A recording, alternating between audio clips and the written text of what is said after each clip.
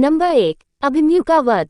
कुरुक्षेत्र युद्ध के 13वें दिन युधिष्ठिर को बंदी बनाने के लिए गुरु द्रोणाचार्य एक अनोखे चक्रव्यूह का निर्माण करते हैं जिसे अर्जुन के अतिरिक्त कोई और भेद नहीं सकता था, और दुर्योधन के कहने पर भागदत्त और त्रिगुतस अर्जुन को युद्ध क्षेत्र से दूर ले गए थे। अभिमन्यु को केवल चक्रव्यूह में प्रवेश करना आता था, निकलना नहीं आता था, इसलिए उनकी सहायता के लिए चारों पांडव उनके पीछे पीछे चल रहे थे। जब चक्रव्यूह में अभिमन्यु ने प्रवेश कर लिया तो जयद्रथ ने चारों पांडवों को द्वार पर ही रोक लिया। उस दिन जयद्रथ अपराधी थे, इसलिए अभिमन्यु अकेले चक्रव्यूह के अंदर योद्धाओं से युद्ध करते रहे। सबसे बड़ा युद्ध अभिमन्यु और दुशासन के पुत्र के बीच था। दोनों एक दूसरे पर बाणों की वर्षा कर रहे थे। इन युद्धों के बीच अभिमन्यु ने कई वीरों को मार दिया, जिसमें दुर्योधन के पुत्र और कर्ण के भाई भी थे। अभिमन्यु बड़ा पराक्रम दिखा रहे थे, केवल कर्ण ही उनका सामना कर पा रहे थे। कर्ण ने अभिमन्यु का धनुष भी तोड़ दिया था। कृपाचार्य ने उनके साथियों को मार दिया था। अश्वत्थामा ने उनके अश्वों को मार दिया। कृपाचार्य ने उनके रथ को नष्ट कर दिया। अभिमन्यु तलवार और ढाल लेकर आगे बढ़े, जिसे द्रोणाचार्य ने अपने बाणों से नष्ट कर दिया, लेकिन अभिमन्यु नहीं रुके और जो उन्हें मिलता है वह उससे दुश्मनों पर प्रहार करते रहे, किंतु उनके सारे अस्त्र योद्धाओं ने बाणों से नष्ट कर दिए। कुछ न मिलने पर अभिमन्यु रथ का पहिया उठाकर सब पर आक्रमण कर देते हैं, तो इसे भी अश्वत्थामा नष्ट कर देते हैं। अभिमन्यु गदा उठाकर दुशासन के पुत्र की ओर बढ़ते हैं। दोनों के बीच गदा युद्ध होता है, जिसमें दुशासन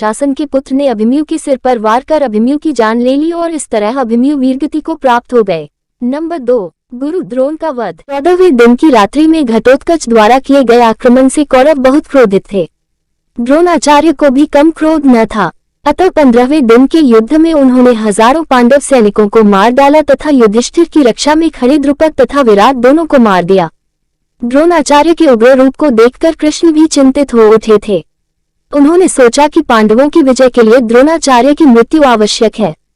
उन्होंने अर्जुन से कहा कि आचार्य को ये समाचार देना कि अश्वत्थामा का निधन हो गया है। अर्जुन ने ऐसा झूठ बोलने से इनकार कर दिया।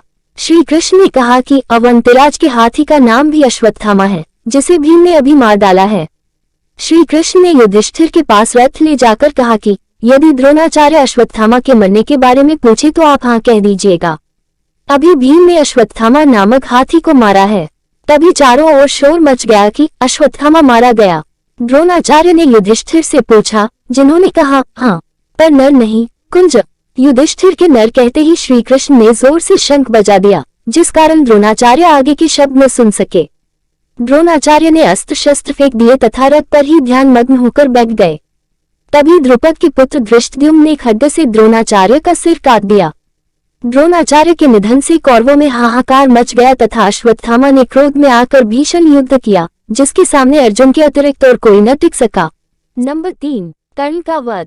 क्योंकि कर्ण के दोनों हाथ धरती ने जकड़े हुए थे, इसलिए कर्ण अपना धनुष नहीं उठा सकते थे। ये बात अर्जुन को नहीं पता थी। श्री कृष्ण उन्हें दोबारा कहते हैं, पार्थ, इससे पहले कि कर्ण अपना धनुष उठाए उससे पहले ही तुम अपने अस्त्र की शक्ति से कर्ण का वध कर दो। आखिरकार अर्जुन अंजलि कष्ट से कर्ण का मस्तक उनके शरीर से अलग कर देता है और इस तरह कर्ण की मृत्यु हो जाती है।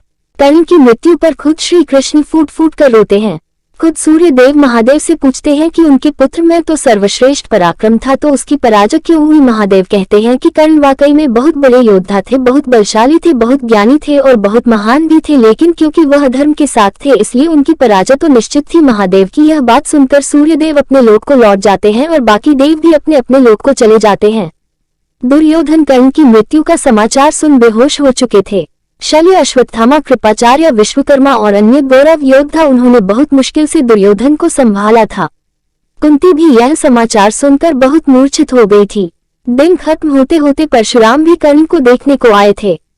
क्योंकि कर्ण का कोई पुत्र अब जीवित नहीं बचा था, इसलिए श्री कृष्ण ने खुद उनकी चिता को आग देकर उनका अंतिम संस्कार किया।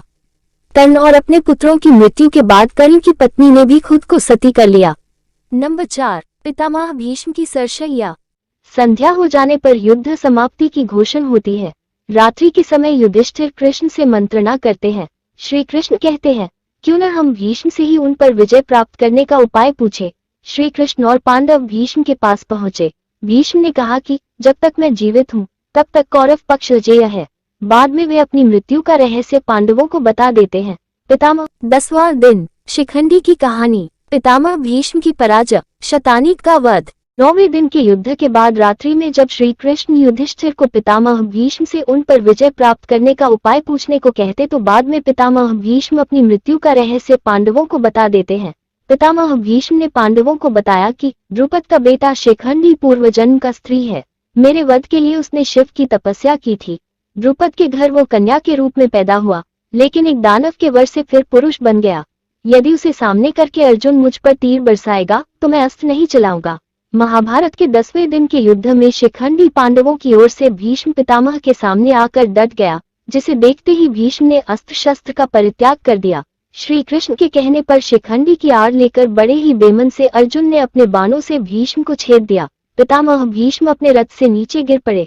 उनका शरीर भूमि का स्पर्श नहीं कर रहा था, क्योंकि अर्जुन के बाण उनके समस्त शरीर में समाये हुए थे, जिस कारण वे बाणों की शैया पर पड़े थे। भीष्म के गिरते ही दोनों पक्षों में हाहाकार मच गया। कौरवों तथा पांडव दोनों शोक मनाने लगे। भीष्म ने बताया कि वे सूर्य के उत्तरायण होने पर ही शरीर छोड़ेंगे, क्योंकि उन्हें अपने पिता शांतनु से इच्छा मृत्यु का वर प्राप्त है। पितामह के शरशैया पर गिरने का समाचार सुनकर कर्ण अपनी शत्रुता भूलकर उनसे मिलने गया। उसने पितामह को प्रणाम किया। भीष्म ने कर्ण को आशीर्वाद दिया और समझाया कि यदि तुम चाहो तो युद्ध रुक सकता है। दुर्योधन समझता है कि तुम्हारी सहायता से वो विजयी होगा, पर अर्जुन को जीतना संभव नहीं। तुम दुर्योधन को समझाओ। तुम पांडवों के भाई तथा कुंती के पुत्र हो। तुम दोनों पक्षों में शांति स्थापित करो। कर्ण ने कहा, पितामह अब संघर्ष दूर तक पहुंच गया है। अगर आपको ऐसे ही वीडियोस देखना पसंद है तो आप हमारी इस वीडियो को लाइक कर सकते हैं।